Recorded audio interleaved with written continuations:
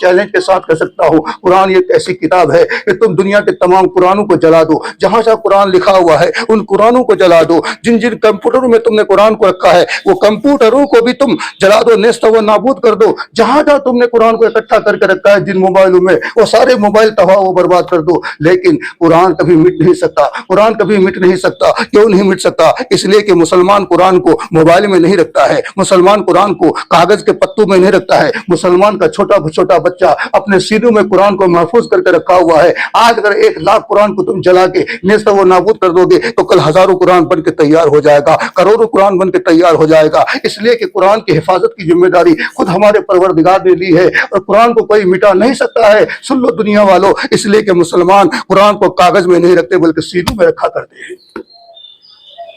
دنیا کا کوئی مصنف جب کتاب لکھ کے مکمل کرتا ہے یا کتاب لکھنے کی شروعات کرتا ہے تو ہر مصنف اپنی کتاب میں ایک لفظ ضرور لکھتا ہے کہ کتاب لکھنے میں کوئی کمی رہ گئی ہو، کوئی غلطی ہو گئی ہو تو آپ مہربانی کر کے مجھے اطلاع کر دیں۔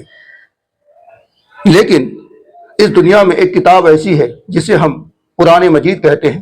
قرآن مجید نماز کا ذکر بعد میں کرتا ہے، روزے کا ذکر بعد میں کرتا ہے، حج کا فلسفہ بعد میں بیان کرتا ہے، صدقہ و خیرات کا حکم بعد میں دیتا ہے۔ سب سے پہلے قرآن کیا کہتا ہے؟ الف لام میم، الف لام میم ذالک الکتاب لا ریب فیہ۔ قرآن یہ کہتا ہے نماز کا ذکر بعد میں پڑھنا، روزے کا ذکر بعد میں پڑھنا، حج و زکوٰۃ کا فلسفہ بعد میں پڑھنا، صدقہ و خیرات کا حکم بعد میں پڑھنا۔ یہ بات پہلے سن لو پڑھنے سے پہلے کہ میں رب یہ دعویٰ کر رہا ہوں، میں دلیل دے رہا ہوں، میں حکم دے رہا ہوں، میں اعلان کر رہا ہوں کہ یہ وہ کتاب ہے جس میں کوئی شک و شبہ کی گنجائش نہیں ہے۔ اب آگے جو کچھ تم پڑھو گے اس میں کبھی شک و شبہ مت کرنا۔ قرآن کو قرآن کیوں کہتے ہیں؟ ایک اہم گفتگو ہونے والی ہے، آپ دھیان دیجیے۔ قرآن کو ہم قرآن کیوں کہتے ہیں؟ قرآن کے 3 معنی ہیں۔ سب سے پہلا معنی، قرآن کا سب سے پہلا معنی ہوتا ہے جمع ہونا۔ جمع ہونا، جمع ہونا اس کا فلسفہ کیا ہے؟ دیکھو، اللہ تبارک و تعالیٰ نے جتنی کتابیں نازل فرمائیں، جتنی سے مراد کیا ہے؟ کہ آپ یہ سمجھتے ہیں کہ صرف 4 کتابیں ہیں، توریت، زبور، انجیل، قرآن مجید؟ نہیں، ان کے علاوہ بہت ساری اللہ کی کتابیں ہیں جن کے نام دنیا میں نہیں ہیں۔ اللہ تبارک و تعالیٰ نے جتنی کتابیں نازل فرمائی، تمام کتابوں میں جو علوم ہے، جو علم ہے، تمام علوم کو اللہ تبارک و تعالیٰ نے قرآن مجید میں جمع فرما دیا ہے۔ اس لیے قرآن کے معنی ہوتے ہیں جمع، یعنی جتنا علم تمام نبیوں کو دیا، ان تمام نبیوں کا علم اکیلے اللہ تبارک و تعالیٰ نے قرآن میں رکھا اور وہ سارا علم میرے مصطفیٰ کو دے دیا ہے۔ اور دوسرا معنی ہوتا ہے جمع ہونے کا فلسفہ یہ ہے، جمع ہونے کا دوسرا فلسفہ یہ ہے کہ دیکھو، بہار کی بولی الگ ہے، یو پی کی بولی الگ ہے، کرناٹک کی بولی الگ ہے، تمل ناڈو کی بولی الگ ہے، اڑیسہ کی بولی الگ ہے۔ ہندوستان کے جس صوبے میں چلے جاؤ ہر صوبے کی بولی آپ کو الگ الگ ملے گی۔ آپ اس ملک سے باہر چلے جاؤ، تمام ملکوں کی زبان الگ ہے، تمام ملکوں کا بھاشا الگ ہے۔ لیکن چائنا کے مسلمانوں سے پوچھو کہ تم نماز میں کھڑے ہو کے کیا پڑھتے ہو، تو وہی کہے گا جو عرب میں پڑھتے ہیں، جو ہندوستان میں پڑھتے ہیں، جو پاکستان میں پڑھتے ہیں، جو بنگلہ دیش میں پڑھتے ہیں۔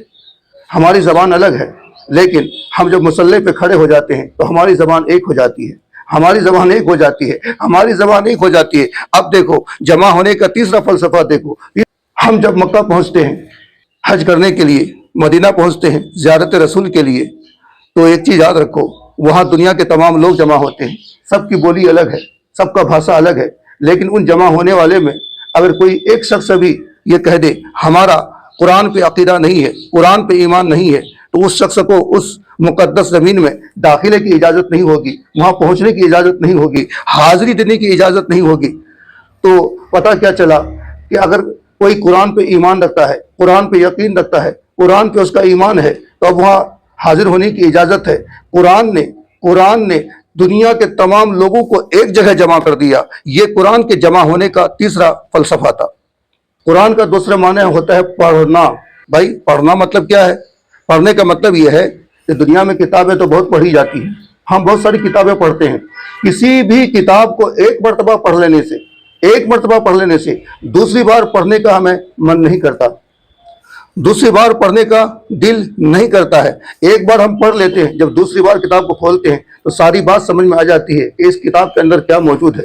لیکن میرے بھائیوں، قرآن کو ایک بار نہیں، دو بار نہیں، تین بار نہیں، چار بار نہیں، 50 بار دن میں پڑھو، کبھی بھی آپ کے ذہن میں یہ بات نہیں آتی ہے کہ کیا کہنا چاہتا ہے۔ اگر سمجھ میں آ بھی جائے کہ اس قرآن کی عبارت میں کیا کہنا چاہتا ہے، تو جتنی آپ زیادہ پڑھیں گے اتنا ہی پڑھنے میں زیادہ مزہ آتا ہے، اتنی ہی پڑھنے میں زیادہ مزہ آتا ہے۔ اس لیے کہا کہ قرآن کے معنی ہوتے ہیں پڑھنا۔ اور دوسرا فلسفہ اس کا یہ ہے کہ پوری دنیا میں جتنی بھی کتابیں ہیں ان کتابوں کو پڑھا تو جاتا ضرور ہے، لیکن قرآن کو جتنی تعداد میں لوگ زیادہ پڑھتے ہیں، کسی اور کتاب کو نہیں پڑھتے ہیں۔ اور قرآن کا تیسرا معنی ہے ساتھ دینا۔ کیا معنی ہے؟ ساتھ دینا۔ اب دیکھو، دنیا میں تو بہت سارے لوگ ساتھ دینے کا دعویٰ کرتے ہیں، میں تمہارے ساتھ ہوں، دکھ میں ساتھ ہوں، خوشی میں ساتھ ہوں، مجبوری میں ساتھ ہوں، پریشانی میں ساتھ ہوں، لیکن یہ کہنے کی باتیں ہیں۔ جب روح آپ کی نکلنے والی ہوتی ہے، وہاں کوئی ساتھ نہیں ہوتا ہے، بیٹا بھی ساتھ نہیں ہے، بیوی بھی ساتھ نہیں ہے، بھائی بھی ساتھ نہیں ہے، ماں بھی ساتھ نہیں ہے، باپ بھی ساتھ نہیں ہے، دوست احباب یار کوئی بھی ساتھ دینے کے لیے تیار نہیں ہے۔ لیکن قرآن ایک ایسی کتاب ہے، تم نے اس کو ساتھی بنایا تھا، تم پڑھنے کے عادی تھے، تو خود حدیث پاک میں آیا ہے جس کا مفہوم ہے کہ جب تمہاری روح نکلنے والی ہوتی ہے تو اس وقت قرآن آتا ہے، فرشتوں کو کہتا ہے کہ ٹھہر جاؤ، اس کی روح نکالنے میں سختی نہ کرو، لیکن پھر تمہاری روح آسانی سے نکل جاتی ہے، پھر آپ کی روح آسانی سے نکل جاتی ہے۔ جب روح نکل جاتی ہے لوگ غسل دیتے ہیں، کفن دیتے ہیں، قرآن کہتا ہے آہستہ سے، انہیں تکلیف نہ دو۔ پھر تمہاری میت کو لوگ اٹھا کے لے کے چلنے لگتے ہیں، قرآن کہتا ہے دھیرے دھیرے چلو، ان کو تکلیف نہ ہو۔ جب آپ کو قبر میں اتارا جاتا ہے تو قبر میں اتارنے سے پہلے یہی قرآن رب کی بارگاہ میں جاتا ہے اور آپ کی قبر میں وہ ضروریات کی چیزوں کو لا کے اکٹھا کر دیتا ہے، جمع کر دیتا ہے۔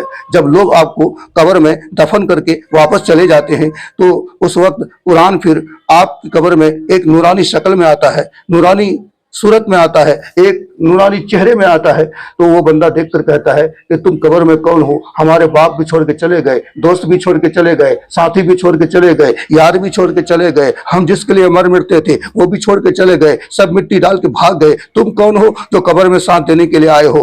وہی قرآن کہتا ہے کیا تمہیں یاد نہیں؟ دنیا میں تم میری تلاوت کرتے تھے، دنیا میں تم مجھ سے دوستی کرتے تھے، دنیا میں تم مجھ سے محبت کرتے تھے، میں قرآن ہوں، میں تمہارا ساتھ موت کے وقت بھی دیا، غسل کے وقت بھی دیا، جنازہ اٹھاتے وقت بھی دیا، قبر میں اتارتے وقت بھی دیا، اب بھی ساتھ ہوں۔ اور سن لو قیامت کے دن میں اس وقت تک تمہارے ساتھ رہوں گا جب تک تمہارا داخلہ جنت میں نہ ہو جائے۔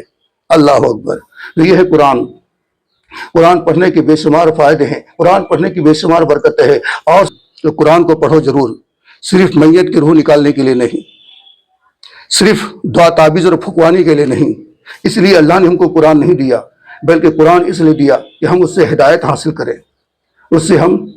حاصل کریں۔ تو قرآن کو جب بھی آپ پڑھو تو آپ کسی اچھے عالم دین سے، اچھے بزرگ سے، اچھے جانکار سے قرآن کو سمجھنے کی کوشش کرو۔ ترجمہ اور تفسیر والا قرآن آپ پڑھ کے سمجھنے کی کوشش کرو، تاکہ آپ کو ہم کو اس سے فائدہ حاصل ہو۔